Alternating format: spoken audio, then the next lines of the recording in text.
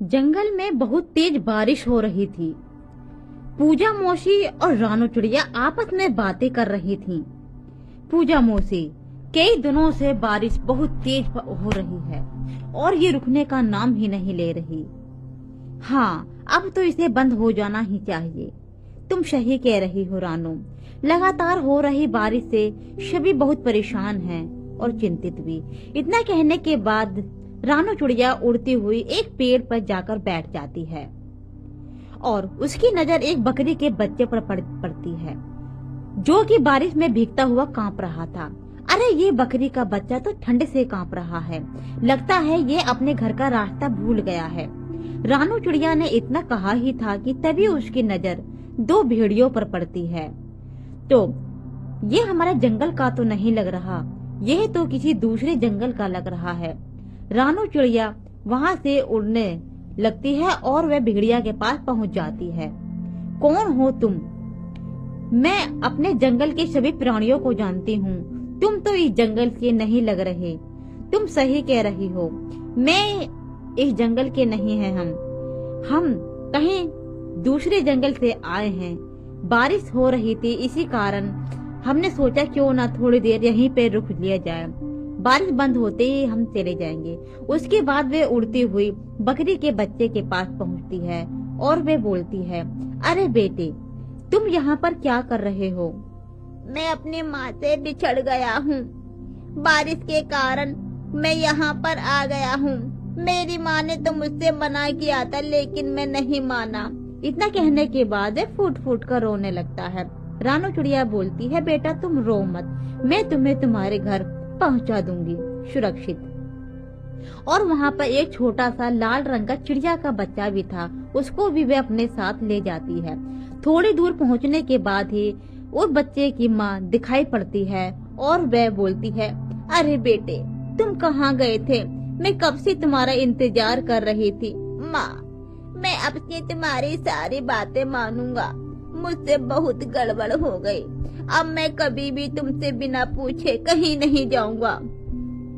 इतना कहने के बाद वे अपनी माँ के साथ अपने घर चला जाता है और रानू चिड़िया उड़ती हुई अपने घर आ जाती है और उस बच्चे को भी अपने साथ अपने घर ले आती है, चिड़िया के छोटे बच्चे को।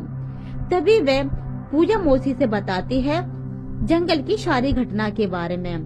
तभी उसकी मौसी पूजा बोलती है, तुमने ये तो सही किया कि तुम इस छोटे से बच्चे को अपने घर पर ले आई, पर कहीं वे दोनों भेड़िया उस बच्चे को कुछ नुकसान ना पहुंचा दें। नहीं, मुझे ऐसा महसूस तो नहीं हो रहा। बारिश थम जाती है और रानू चिड़िया एक पेड़ पर बैठी हुई थी। तभी वहाँ पर गोरी चिड़िया आ जाती है और वे बोलती है, सुनो सुनो रानू, मैंने यहीं पर अभी देखा है कि बकरी का बच्चा बहुत तेज तेज रो रहा है और उसकी माँ भी बहुत तेज रो रही है, क्योंकि थोड़ी देर पहले मैंने देखा था उसका बच्चा भी था, लेकिन अब उसका बच्चा उसके पास नहीं है। इतना कहने के बाद वे दोनों चिड़िया वहाँ से उड़ती हुई बकरी के पास पहुँच जाती हैं। तब वह जाकर देखती हैं, अरे अरे, क्या हुआ? तुम क्यों रो रही हो? मेरा बच्चा रात तो मेरे साथ ही था, पर जैसे ही मेरी सुबह आंखें खुली तो वो मेरे पास नहीं था। पता नहीं कहाँ चला गया। तुम रो ना, मैं अभी देख कर आती हूँ। इतना कहने के बाद रानू चिड़िया उड़ती है और उसकी नजर उन दो भेड़ियों के पास पड़ती है। तभी भेड़िया की आंख चमक जाती हैं और वे बोलता है, रानू, अरे तुम यहाँ पर क्या कर रहे हो? तुम अभी तक यहाँ से क्यों नहीं गए? क्यों, ये जंगल तेरा है क्या, जो तू इतना बकवास कर रही है? अरे, ये जंगल मेरा नहीं है, लेकिन तुम भी तो इस जंगल से नहीं हो ना। हाँ तो क्या हुआ, जब मेरा मन करेगा मैं चला जाऊंगा। तू तो ऐसे कर रही है जैसे तू इस जंगल की महारानी हो। जब मेरा मन होगा मैं तभी जाऊंगा और अपने दोस्त को भी तभी लेकर जाऊंगा। तुम्हें ज्यादा परेशान होने की जरूरत नहीं है।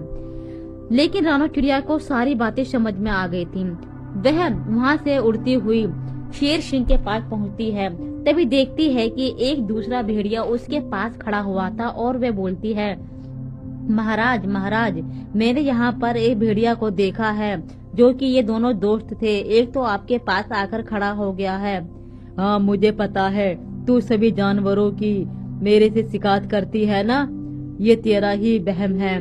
उसके बाद क्या होता है कि दूसरा भेड़िया भी वहीं पर आ जाता है और उस बकरी के बच्चे को भी उसी दरबार में ले आता है और बोलता है, महाराज, ये रहा वह बच्चा, वह मुझे एक दूसरे जंगल में मिला था, इसी वजह से मैं इसे तुम्हारे पास ले आया हूँ। और ये रानो चिड़िया तो बहुत झूठी है, ये ही मेरे खिलाफ साजिश रचती है।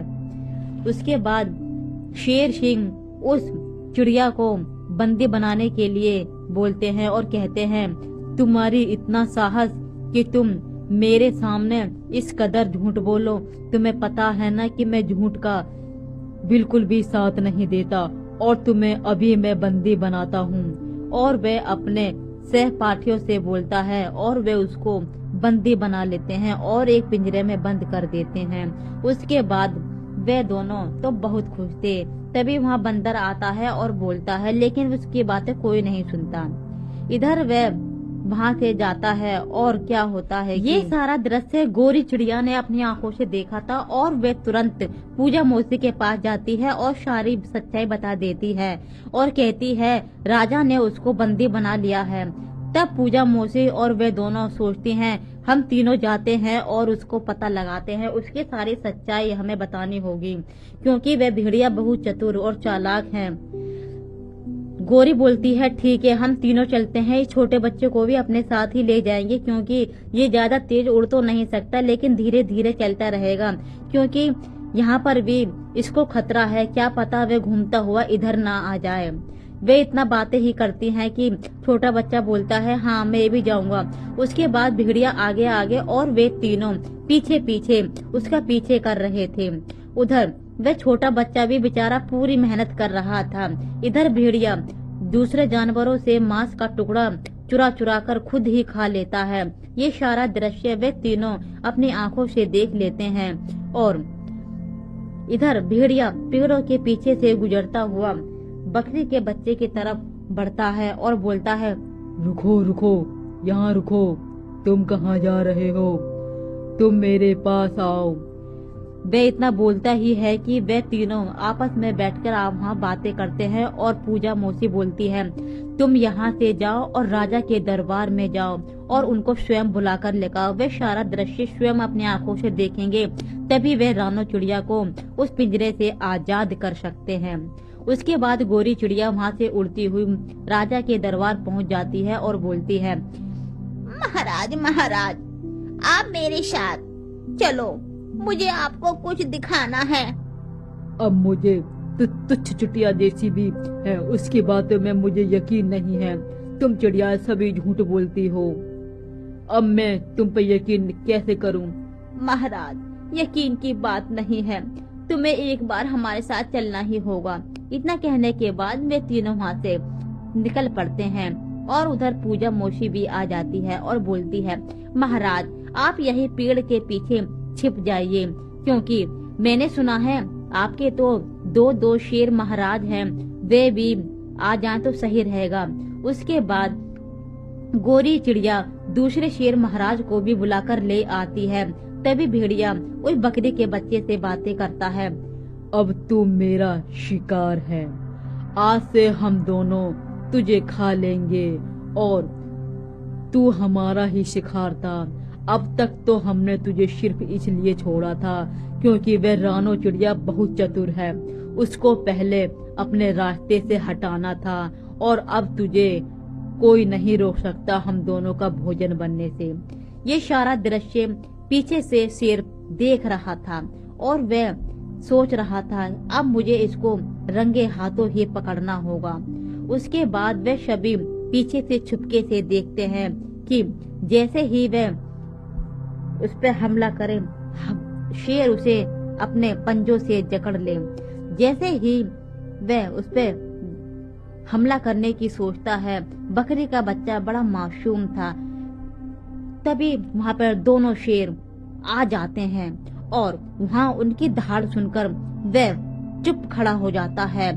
तभी शेर बोलता है, तेरा इतना साहस, मेरे जंगल में आकर तूने ऐसा किया, अब तुझे मुझसे कोई नहीं बचा सकता। अब तुझे मरना ही होगा।